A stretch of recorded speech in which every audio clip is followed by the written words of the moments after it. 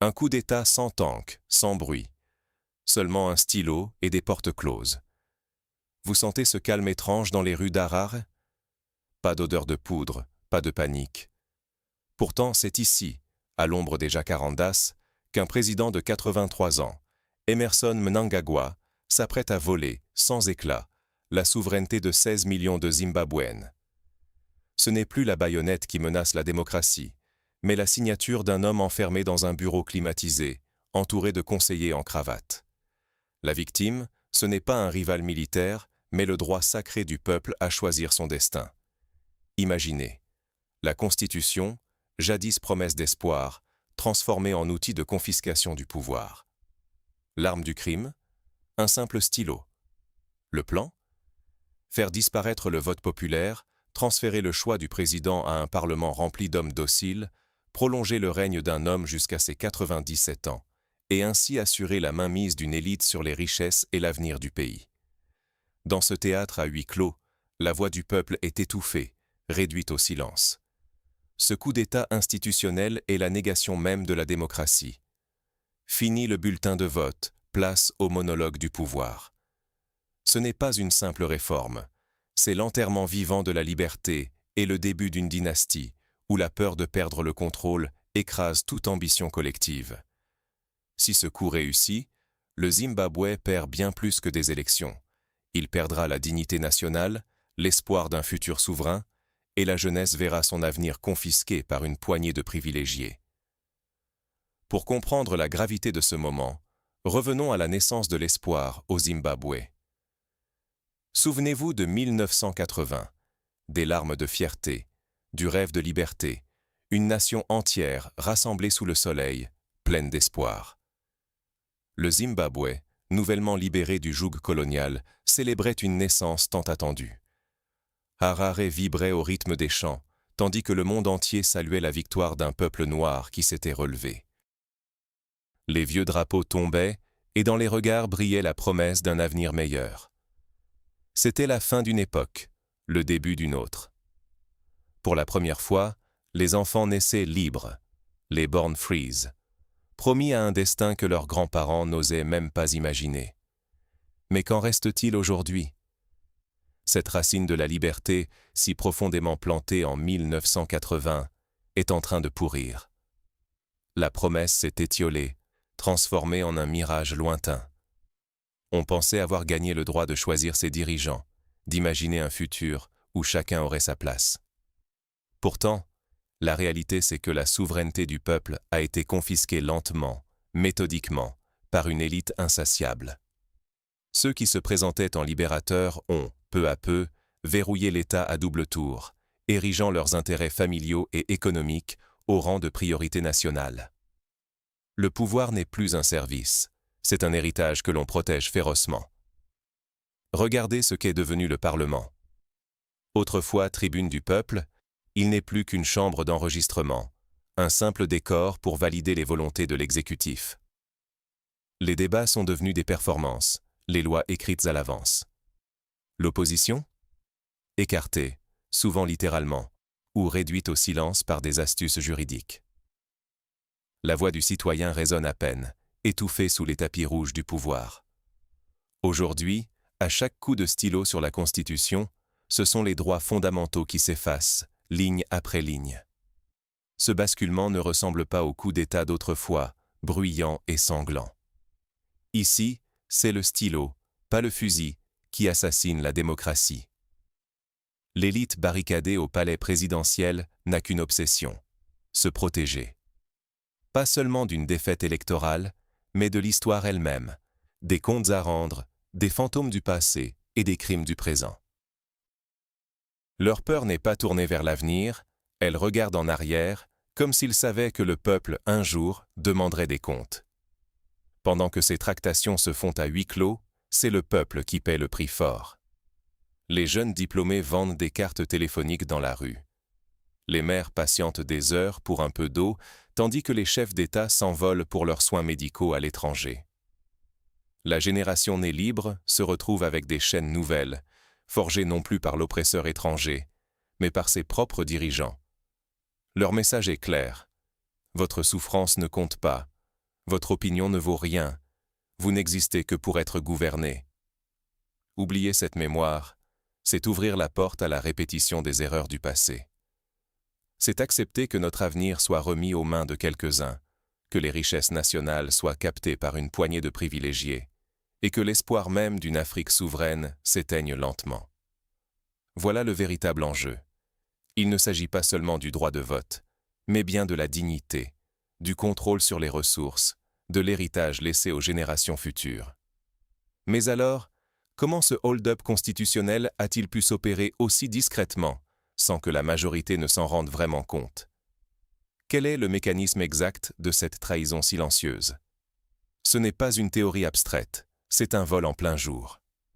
Regardons les faits, sans détour.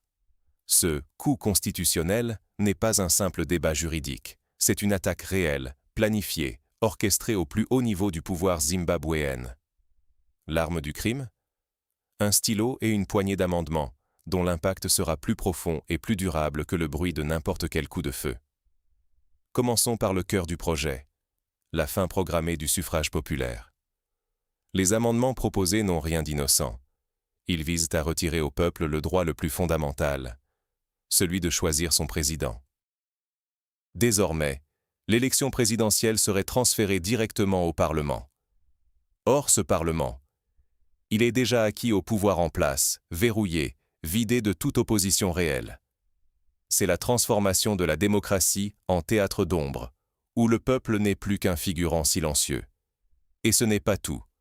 Le mandat présidentiel, qui devait rester limité à 5 ans, une garantie contre la dictature, arrachée de haute lutte lors de la Constitution de 2013, serait allongé à 7 ans. 7 années sans alternance possible. 7 années pour installer, consolider et transmettre le pouvoir, non plus à un peuple, mais à un cercle restreint de fidèles et de membres de la famille. Imaginez un instant. La promesse, plus jamais 37 ans de règne, cette leçon apprise de l'ère Mugabe, est jetée à la poubelle, sacrifiée sur l'autel des intérêts privés. Pendant que la loi se durcit contre la société civile, criminalisant la critique, interdisant la contestation, étiquetant toute voix discordante comme anti-patriotique. C'est un autre chantier, plus discret, qui avance à pas de loup, celui de la fortune nationale. Sous couvert de Mutapa Investment Fund, le gouvernement a déplacé 20 grandes entreprises publiques, du rail à la mine, du téléphone à l'énergie, dans un fonds opaque, soustrait à tout contrôle du Parlement. Fini les contrôles, fini les questions. Le patrimoine du peuple passe dans une boîte noire dont seuls quelques initiés détiennent la clé. Posez-vous la question. Pourquoi prendre tant de risques? Pourquoi défier la communauté internationale? Courir le risque des sanctions, de l'isolement, juste pour quelques années de pouvoir en plus? La réponse est simple. Ce n'est pas l'ego qui motive ces manœuvres, ni la soif de prestige. C'est l'accès au coffre-fort du Zimbabwe. Or, lithium, diamants, terres rares, ce que l'État contrôle, c'est l'avenir du peuple, mais aussi le pactole qui attise toutes les convoitises. La présidence, aujourd'hui, n'est plus une fonction, c'est la clé de la fortune nationale. Et qui tient cette clé? La famille. Regardez les nominations. Le fils du président, David Kudakwashai Mnangagwa, propulsé vice-ministre des Finances. Pendant que le père réécrit la Constitution, le fils surveille les caisses. Le ministère des Finances, devenu un guichet familial où chaque contrat se signe à la table du salon. Voilà la réalité. Le Zimbabwe n'est plus gouverné comme une république, mais comme une entreprise privée, où l'héritage se transmet de père en fils, et où le peuple n'a plus qu'à regarder passer le train. Ce modèle, c'est la confiscation du destin collectif. Tant que la loi reste une arme pour verrouiller le pouvoir et détourner les richesses, le peuple court le risque de perdre à jamais le contrôle sur ce qui lui appartient, ses ressources naturelles, ses entreprises, son avenir. Accepter ce scénario, c'est accepter la lente asphyxie de la démocratie, voire s'envoler l'espoir d'une Afrique souveraine, digne et maîtresse de ses choix. Mais cette dérive ne s'arrête pas aux frontières du Zimbabwe. Elle pose une question brûlante. Où sont les réactions? Où est la solidarité du continent? Que fait le monde face à ce rapt silencieux de la souveraineté populaire? C'est ce que nous allons examiner maintenant. Quand le silence devient complice, la tyrannie prospère. Il faut le dire, au Zimbabwe, l'élite au pouvoir n'a pas simplement modifié la loi. Elle a réécrit les règles du jeu démocratique pour voler la souveraineté du peuple avec la bénédiction silencieuse de tout un continent. Et cette complicité silencieuse, elle ne vient pas seulement de Harare, mais aussi des institutions qui étaient censées protéger nos droits, nos rêves, notre dignité collective. Regardez l'Union africaine. Toujours prompte à condamner les coups d'État militaires, à suspendre le Mali, la Guinée, le Niger, à publier des communiqués outrés dès qu'un uniforme s'empare du palais. Mais quand le carnage s'opère à l'encre d'un stylo, dans les salons feutrés, le silence devient total. Pas un mot, pas une sanction, pas même un froncement de sourcils. Le coup d'État institutionnel passe sous les radars, parce qu'il ne dérange pas l'ordre établi. C'est l'hypocrisie pure. On prêche la sauvegarde de l'ordre constitutionnel quand ça arrange. Mais on ferme les yeux devant un chef d'État qui détricote la charte, article après article, pour s'assurer que le pouvoir reste dans la famille. L'Union africaine n'est plus qu'un syndicat de présidents. On protège ses pairs, on savoure le thé à Addis Abeba, pendant qu'à Harare, le rêve de 1980 s'étouffe lentement. Et le Zimbabwe n'est pas un cas isolé. C'est le symptôme d'une fièvre qui gagne tout le continent. Cette maladie du président à vie, héritée de l'époque coloniale, se transmet de capitale en capitale. Le message est limpide. Si vous voulez garder le pouvoir, inutile de sortir les tanks. Il suffit d'avoir un bon avocat, de changer les verrous de la démocratie de l'intérieur. À force d'inaction, d'indifférence, les institutions africaines donnent carte blanche à tous ceux qui rêvent de transformer la République en affaire familiale. Regardez la nomination du fils du président, David Kudakwashai Mnangagwa, au poste clé de vice-ministre des Finances. Ce n'est plus une démocratie, c'est une dynastie qui se construit, pierre après pierre, contrat après contrat.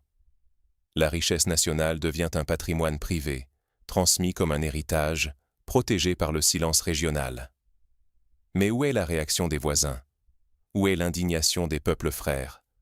La région se tait, l'opposition est matraquée, la population épuisée par des décennies de promesses trahies. Chacun se replie, résigné, comme si la nuit autoritaire allait durer éternellement. Et le monde? L'Occident se contente de communiqués tièdes, de déclarations inquiètes, mais n'agit pas. Le risque aujourd'hui, c'est le recul de l'idée même de démocratie africaine, l'installation d'une nouvelle ère d'autoritarisme feutré, où le droit de vote n'est plus qu'une illusion, la souveraineté un slogan creux.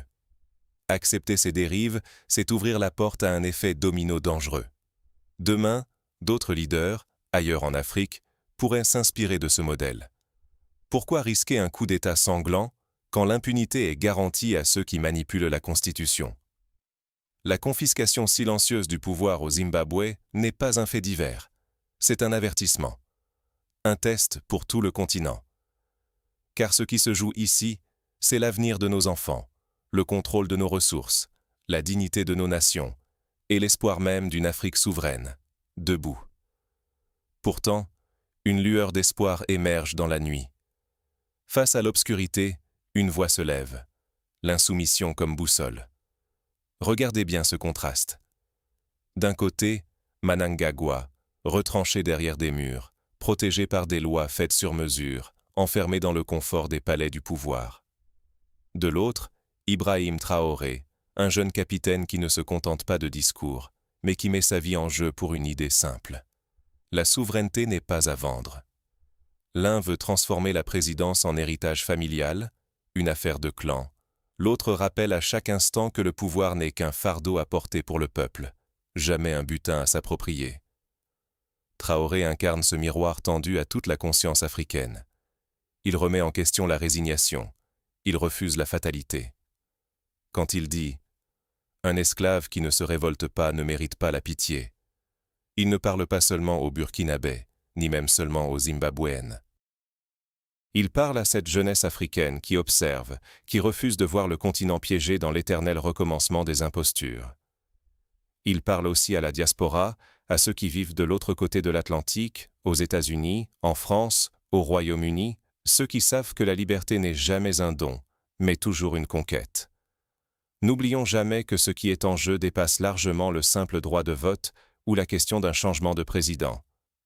Ce qui se trame aujourd'hui au Zimbabwe, c'est la confiscation de la mémoire collective, l'étouffement de l'élan vers la dignité et la tentative de déposséder toute une génération de l'espoir d'une Afrique souveraine. Si nous restons silencieux, si nous détournons les yeux, alors nous laissons l'histoire s'écrire par les oppresseurs. Nous acceptons que le rêve de 1980, celui qui a fait vibrer Harare sous la voix de Bob Marley, ne soit plus qu'une illusion déchirée, un vieux refrain étouffé par la répression. Mais il y a un autre chemin. Il commence par ce refus, cette insoumission que porte Traoré, mais aussi par l'observation attentive de la jeunesse. Cette jeunesse qui n'a pas connu la guerre de libération, mais qui refuse de se contenter des miettes. Elle voit la racine pourrie à Harare et la nouvelle pousse verte à Ouagadougou. Elle comprend que l'indépendance réelle, c'est d'abord la liberté de choisir, la liberté de rêver, la liberté de transmettre un pays meilleur à ses enfants. La diaspora, elle aussi, joue son rôle. Elle doit refuser de considérer le Zimbabwe comme une tragédie lointaine. Car c'est un chapitre de notre livre commun. Chaque mot, chaque regard, chaque prise de parole compte. Quand la lumière s'allume sur ces coins d'ombre, les tyrans reculent. C'est ensemble, en plantant des graines d'espoir, en posant des actes concrets, que l'on peut faire reculer la nuit. Ne pas saisir ce moment, c'est condamner notre mémoire à l'oubli, c'est étouffer la révolte nécessaire au changement, c'est laisser mourir la dignité. Mais la dignité ne meurt pas, elle sommeille, elle attend le souffle, le geste, la parole qui rallume la flamme. Nous avons le devoir, non seulement de nous rappeler, mais aussi de transmettre ce flambeau de la liberté à ceux qui viendront après nous. C'est cela, la véritable continuité, pas celle d'une famille au pouvoir, mais celle d'un peuple debout. Alors, que faire concrètement pour éviter que la page de la démocratie ne se referme? L'encre s'efface, mais la soif de liberté reste indélébile. Aujourd'hui, à Harare, ce ne sont pas seulement des lois qui ont été rédigées, c'est un pacte silencieux, signé dans l'ombre, qui vend l'avenir du Zimbabwe pour le confort de quelques-uns. Ce coup constitutionnel n'est pas un tonnerre qui réveille. C'est un poison distillé dans les veines d'une nation, un vol à huis clos de la souveraineté, maquillé d'une légitimité fabriquée. On voudrait nous faire croire que l'Afrique est condamnée à subir les mêmes cycles, à accepter qu'une poignée d'hommes, au nom de la stabilité, prennent en otage la dignité collective et l'héritage de nos enfants. Mais l'histoire, la vraie histoire, n'est pas écrite à l'encre des décrets. Elle est gravée dans la mémoire et la volonté des peuples. Face à cette confiscation orchestrée, il serait tentant de détourner le regard, de penser que ce qui se passe au Zimbabwe ne nous concerne pas, que cette dérive institutionnelle est une exception. Mais c'est tout l'inverse. Le coup d'État constitutionnel, c'est le miroir de ce que subissent tant d'autres nations africaines, où la démocratie n'est plus qu'un mot vidé de sens, une vitrine que l'on nettoie pendant que la maison brûle. Et pendant que les institutions continentales gardent le silence, pendant que certains applaudissent la paix, c'est tout un peuple qui perd sa voix, son droit à choisir, à rêver, à bâtir son avenir. Ne nous trompons pas sur les enjeux. Il ne s'agit pas seulement du droit de voter ou de la durée d'un mandat. Ce qui est en jeu, c'est le contrôle des terres, la propriété des richesses nationales, la capacité des jeunes à imaginer un futur sans chaîne. C'est la dignité qui, si elle se tait aujourd'hui, risque de s'éteindre pour des générations. Rester spectateur face à cette mascarade, c'est accepter que d'autres écrivent notre histoire à notre place. C'est s'exiler de sa propre destinée, abandonner le rêve d'une Afrique maîtresse de son sort. Mais il y a une vérité que ni la peur, ni la répression, ni même la plus habile des plumes ne pourront jamais effacer. La volonté d'être libre renaît toujours, plus forte, plus déterminée. Le président peut bien croire que l'État ne survivra pas sans lui, il oublie que la force d'un pays ne réside pas dans un seul homme, mais dans des institutions solides et dans la confiance envers son peuple. Quand un dirigeant verrouille la démocratie, il n'enterre pas les dangers, il sème les graines de la tempête. L'histoire nous l'enseigne. La pression, quand elle n'a plus d'échappatoire, explose toujours. À vous, qui regardez cette vidéo, que vous soyez au Zimbabwe, en Afrique ou dans la diaspora, ce moment vous appartient aussi. La souffrance d'Harar n'est pas une tragédie lointaine.